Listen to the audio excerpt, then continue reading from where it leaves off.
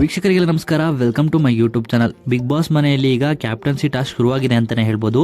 ಇನ್ನು ಈ captaincy task ಆಡೋದಕ್ಕೆ ಯಾರೆಲ್ಲ ಸೆಲೆಕ್ಟ್ ಆಗಿದ್ದಾರೆ ಅಂತ ನೋಡೋದಾದ್ರೆ, ಮೊದಲನೇದಾಗಿ ಅಭಿ, ರಘು, ಸ್ಪಂದನ, ಸೂರಜ್ ಹಾಗೂ ಧನುಷ್ ಅಂತಾನೆ ಹೇಳ್ಬೋದು. ಇನ್ನು ಈ ಟಾಸ್ಕ್ನ ಸ್ಪರ್ಧಿಗಳ ಬದಲು ಗೆಸ್ಟ್ ಆಗಿ ಬಂದಿರುವಂಥ ಮೋಕ್ಷಿತಾ, ತ್ರಿವಿಕ್ರಮ್, ಚೈತ್ರ, ಉಗ್ರ ಮಂಜು ಹಾಗೂ ರಜತ್ ಅವರು ಇಲ್ಲಿ ಆಡಬೇಕು. ಇನ್ನು ಯಾರ್ಯಾರು ಆಡಬೇಕು ಅಂತ ಸ್ಪರ್ಧಿಗಳಲ್ಲಿ ಕನ್ವಿನ್ಸ್ ಮಾಡ್ಕೊಂಡಿರ್ಬೇಕಾಗಿರುತ್ತೆ.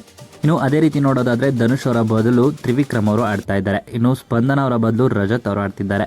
ಸೂರಜ್ ಅವರ ಪರವಾಗಿ ಮಂಜಣ್ಣ ಆಡ್ತಿದ್ದಾರೆ. ಇನ್ನು ರಘು ಅವರ ಬದಲು ಮೋಕ್ಷಿತಾ ಆಡ್ತಿದ್ದಾರೆ. ಇನ್ನು ಕೊನೆಯದಾಗಿ ಅಭಿಷೇಕ್ ಅವರ ಬದಲು ಚೈತ್ರ ಇಲ್ಲಿ ಆಡ್ತಿದ್ದಾರೆ. ಇನ್ನು ಈ ಟಾಸ್ಕ್ ಅಲ್ಲಿ ಗಿಲ್ಲಿ ಮತ್ತು ಅಶ್ವಿನಿ ಅವರು ಉಸ್ತುವಾರಿನ ವಹಿಸಿಕೊಂಡಿದ್ದಾರೆ. ಇನ್ನು ಟಾಸ್ಕ್ ಯಾವ ರೀತಿ ಇದೆ ಅಂತ ನೋಡೋದಾದ್ರೆ, 1ನೇ ಹಂತ ಮತ್ತು 2ನೇ ಹಂತದ ರೀತಿಯಲ್ಲಿ ಟಾಸ್ಕ್ನ ಇಟ್ಟಿದ್ದಾರೆ.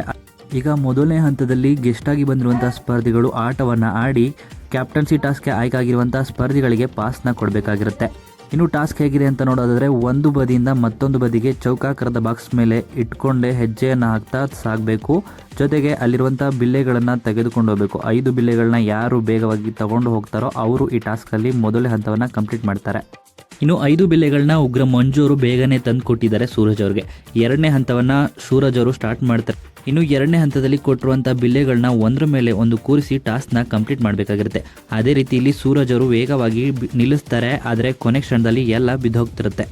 ಅದೇ ರೀತಿ ಎಲ್ಲ ಸ್ಪರ್ಧಿಗಳು ಕೂಡ ಟಾಸ್ಕ್ನ ತುಂಬಾ ಚೆನ್ನಾಗಿ ಆಡ್ತಿರ್ತಾರೆ. ಧನುಷ್ ಅವರು ಕೂಡ ತುಂಬಾ ಚೆನ್ನಾಗಿ ಆಡ್ತಾರೆ, ಕೊನೆ ಕ್ಷಣದಲ್ಲಿ ಬೀಳಿಸ್ತಿರ್ತಾರೆ.